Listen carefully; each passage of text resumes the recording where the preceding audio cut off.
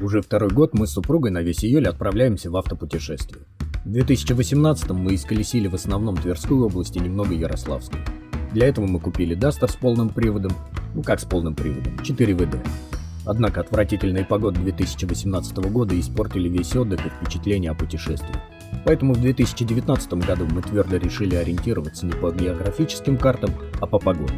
Цель путешествия – туристический отдых и поиск интересных рыболовных мест. И первым делом, покинув хмурую дождливую Москву, мы направились в Крым. Дополнительным стимулом поехать в Крым было желание посмотреть на Крымский мост, о котором так много говорили, прокатиться по нему и воочию лицезреть. Мост, конечно, производит впечатление. Однако при проектировании моста инженеры по понятным причинам не вкладывали в проект желание водителей и пассажиров легкового транспорта полюбоваться видом. А сейчас немного о грустном. По приезду домой мы обнаружили, что хард-диск, на который сливали почти весь отснятый материал, приказал долго жить. Поэтому данное видео монтирую из всего, что осталось. В основном немногочисленные видео с авторегистратора, ноутбука, телефона жены и немножко с камеры. Не обессудьте за форс-мажор. Ехали мы из Москвы без остановок до самой Евпатории, так как изначальный план предполагал остановку с ночевкой на Кемеровском пляже Коломенского залива, а утром продолжили бы путь далее. Однако погода внесла свои коррективы. С моря дул сильный холодный ветер, не позволяющий расставить палатку. Колышки выдирало из песка, тоненькая рама гнулась, ломалась. Покупая Duster, мы никак не ожидали, что вместимость в него будет достаточно низкая. Учитывая нашу загрузку, рыболовной снасти, принадлежности, палатка, шатер, набор одежды, туристические примочки, различная утварь, посуда и так далее. В общем, большой объем всего необходимого для путешествия на целый месяц. Это мы еще не взяли с собой надувную лодку. В итоге, перед выездом нам пришлось демонтировать задний диван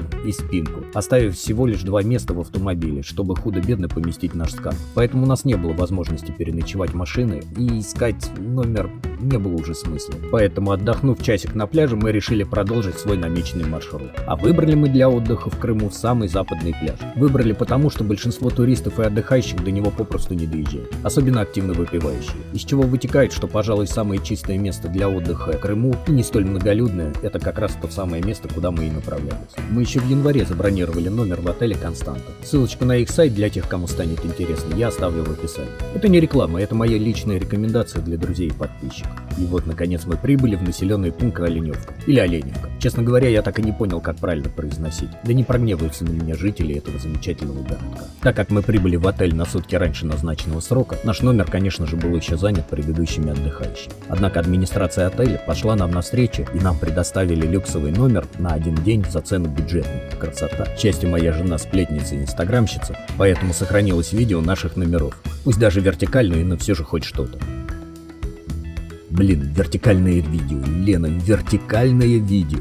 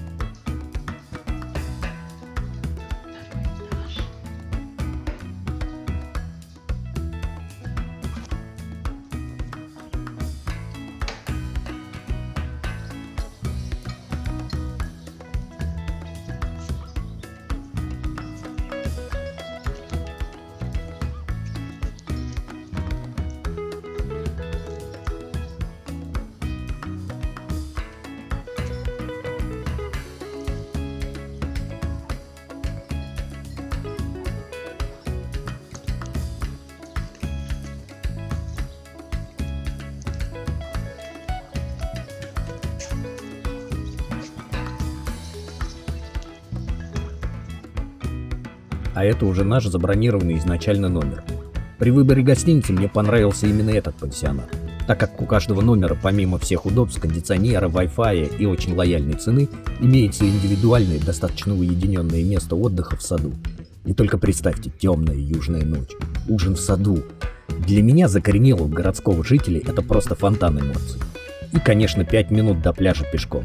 В общем, в этом городе более 5 минут до моря не бывает. Одним словом, стационарный отдых в отеле оправдал все наши ожидания. И, конечно же, пляж. То, ради чего туристы всего мира едут в Крым. Пляж Караджинской бухты представляет из себя косу между морем и лиманом. Для тех, кто не в курсе, лиман — это заливное озеро, которое наполняется дождями, штормом, разливом и в засушливое лето может пересыхать. Мы предпочитали отдыхать на самом дальнем уголке пляжа, так как в этом месте народу значительно поменьше, и никто не возражает, если заехать на край пляжа на автомобиле. Так как проходимость Дастера по песку великолепная, то мы подбирались вплотную к выбранному месту отдыха. Однажды, уезжая с пляжа, мы чуть не наехали на желтобрюхого полоза.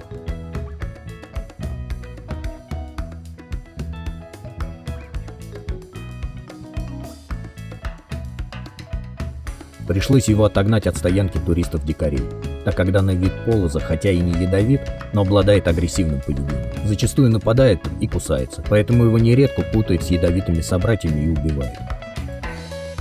На всякий случай отмечу, что укусы желтобрюхого полоза быстро затягиваются и очень редко воспаляются.